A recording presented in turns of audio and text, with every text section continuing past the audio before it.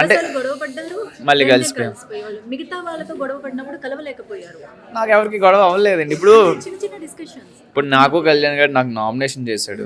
But ఎప్పుడు నేను వాడితో మాట్లాడే వాడికి ఆమ్లెట్లు ఏంటి, వాడికి ఫుడ్ అన్నీ మంచిగానే పెట్టా. నేను స్వీట్ దోశలు కూడా చేశాను వాడికి. మరి అది టెలికాస్ట్ అయిందో లేదో తెలీదు. కలిసే తిన్నాం యారా యారా అని. మళ్ళీ వాడికి ప్రోటీన్ ఐస్ క్రీమ్ కూడా చేశాను, పెట్టాను. మేబీ అవి టెలికాస్ట్ అయ్యో లేదో నాకు తెలియదు. అవన్నీ చూస్తుంటే మాది కూడా మంచి బాగుండే. ఈవెన్ శివాజీ గారు బజ్ ఇంటర్వ్యూ చేసినప్పుడు అడిగారు, మీ బాండ్ కూడా చాలా బాగుంది, అసలు మీరు నామినేషన్ చేసిన తర్వాత కూడా యారా యారా అని భలే సరదాగా ఉన్నారు అని. ఈవెన్ వాడు కెప్టెన్ అయినప్పుడు కూడా నేను ఓడిపోయినా హ్యాపీగా ఫీల్ అయినా, అంటే బాండ్ ఉండబట్టే కదా. నేను పెయిన్తో కూడా తర్వాత వాడు నా గురించి ఆగినప్పుడు కళ్యాణ్ గో ఫర్ ఇట్ అన్నాను. అంటే వాడి మీద నాకు బాండ్ కానీ ఇష్టం లేకపోతే ప్లీజ్ స్టాప్ అని చెప్పి పాజ్ చేసేయచ్చు గేమ్ని. ఆ పాజ్ ఏం చేయాల. అండ్ నేను వెళ్ళి వాడిని హక్ చేసుకున్నా, హ్యాపీగా ఫీల్ అయ్యా. ఈవెన్ వాడు 50 lakhs ఇచ్చినప్పుడు కూడా నేను కళ్యాణ్ గారి పేరే చెప్పా. ఓకే. అంటే వాడిని ఒక బ్రదర్గా ఫీల్ అయ్యాను. అండ్ వాడు కష్టంతో వచ్చాడు, నా అలాగే వచ్చాడు కామనర్గా. నాకు మనీ అంత నీడో వాడికి కూడా అంతే నీడ్ అనుకుని నేను 25 షేర్ చేద్దాం అనుకున్నాను. ఓకే. అండ్ అంటే రీతు ఎలిమినేట్ అయిపోయిన తర్వాత మీ గేమ్ అంతా కూడా మారిపోయింది. అంతకు ముందు నుంచి ఫస్ట్ వీక్ నుంచి అదే ఎఫర్ట్ అనేది పెట్టుంటే టాప్ 1లో ఉండేవాళ్ళు అని చాలామంది అనుకుంటున్నారు. వాళ్ళందరికీ మీరు ఇచ్చే సమాధానం ఏంటి? ఉండుంటే బాగుండేది, అది నాకు తెలియదండి. ఎందుకంటే జరిగింది. నేనైతే మీకు ఒక విధంగా నచ్చాను. ఇప్పుడు రీతు వల్ల నేను పేషెన్స్గా ఉన్నానా, అంటే ఒక పర్సన్కి ఎంత స్ట్రాంగ్గా నుంచుంటాడా, ఇవన్నీ ఎలా తెలిసింది అంటే రీతు వల్లే. సో రీతు వల్ల నాకేం పాడైందా లేదా అన్నది ఎవరి ఒపీనియన్ వాళ్ళది. నాకైతే పాడాలి, ఎందుకంటే నా డెసిషన్స్, నా యాక్షన్స్ అన్నీ నేను ఇక్కడ ఏమనుకున్నానో అదే చేశాను. సో రీతు వల్ల పాడైందని నేనేమనుకోను. నా వల్లే నాకేం పాడైంది, ఒకవేళ పాడై ఉంటే అంతే. చాలా పాజిటివ్గా అన్ని కూల్గా తీసుకుంటారు కదా మీరు. అట్లనే తీసుకోవాలండి లైఫ్ అంటే. ఇంత చిన్న వయసులో ఇంత జెన్యూనిటీ, ఇంత మెచ్యూరిటీ ఎలా వచ్చింది అసలు? అంటే నావెల్స్ చదువుతాను నేను, ఆ నావెల్స్ వల్ల వచ్చింది. నెక్స్ట్ ఇంకా సొసైటీ, ఫ్రెండ్స్ అందరినీ చదువుతాను. ఈవెన్ హోస్ట్ సార్ మంచి పాయింట్స్ చెప్తారు, వాటి నుంచి నేర్చుకుంటాం. బిగ్ బాస్ హౌస్ మేట్స్ నుంచే చాలా నేర్చుకున్నా, బిగ్ బాస్లో చాలా నేర్చుకున్నా. సో అట్లా. సో ప్రైజ్ మనీతో ఏం చేయబోతున్నారు? ఇంట్లో వాళ్ళు ఏం డెసిషన్ బట్టి అవసరాలు ఫస్ట్ అవి తీసి, దాని తర్వాత అసలు ఏం మిగులుతుంది, ఎంత మిగులుతుందో తెలీదు.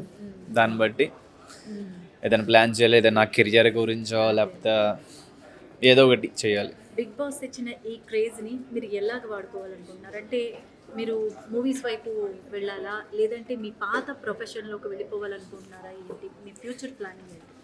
ఖచ్చితంగా మూవీస్లోకి అయితే వెళ్ళాలని ఉంది. సో మూవీస్ ట్రై చేస్తూ, అంటే ఇంకా బిజీగా, ఈవెన్ లైక్ ఇవన్నీ ఉంటాయి కదా, పరివార్ కానీ లేదా డ్యాన్స్ షో కానీ ఇవన్నీ ఉంటాయి. సో వాటిలో వెళ్ళి వాటిలో పార్టిసిపేట్ చేసి అందరినీ ఎంటర్టైన్ చేస్తూ కెరియర్లో బాగా గ్రో అవ్వాలని ఉంది. వంటలు బాగా చేస్తారు, అదేదో అలా. ఇప్పుడు ఇంట్లో చేస్తారా? మా ఇంట్లో చేయలేదు. చేయలేదు. ఇక్కడ నేను బ్యాచులర్గా ఉన్నప్పుడు ఏదో జస్ట్ ఒక చికెన్, ఎగ్, పన్నీర్ చేశాను.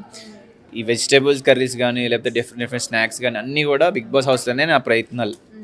సో ఇక్కడ కూడా ఒకసారి అప్పుడప్పుడు చేసి ఇంట్లో వాళ్ళకి పెడతా పక్కగా. అండ్ అంటే అసలు బిగ్ బాస్ సీజన్ 9లో పేరు వచ్చిన కంటెస్టెంట్స్ అంటే అందరికీ గుర్తుండి అందరికీ కనెక్ట్ అయిన కంటెస్టెంట్స్ అంటే టాప్ 5లో ఉన్న మీరు, నిన్నటి వరకు ఉన్న మీరు అండ్ భరణి గారు, సుమన్ శెట్టి గారు.